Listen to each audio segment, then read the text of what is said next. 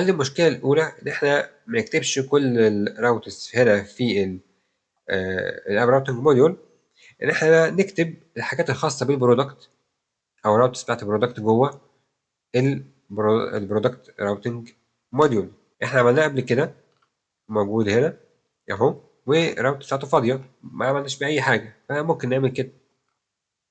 أوكي، هنعمل امبورت لدول.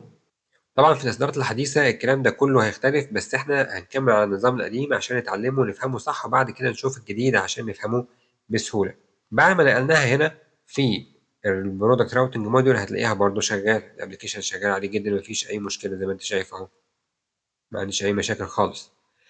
طيب ازاي الانجولار قدر يفهم ده عادي بالرغم ان انا ما عملتش حاجة؟ يعني برغم هنا الاب راوتنج موديول فاضي ما فيش راوتس، بس هو فهم ازاي ان عندي تشايلد راوتس.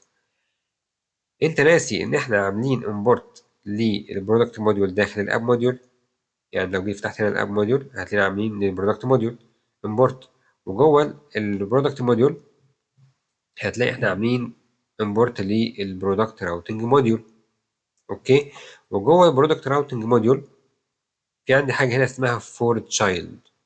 الفور تشايلد دي بتسجل الراوتس اللي هنا، اوكي، في الراوتس الاساسيه، تمام، داخليا يعني جوه الانجولار. اوكي، بس لحد هنا برضو احنا عاملين ايجر لودنج، التحميل المباشر، لان احنا برضو ما زلنا حاطين البرودكت موديول داخل الاب موديول، فبالتالي غصب عننا الكود بتاع البرودكت موديول هيبقى داخل المين.js.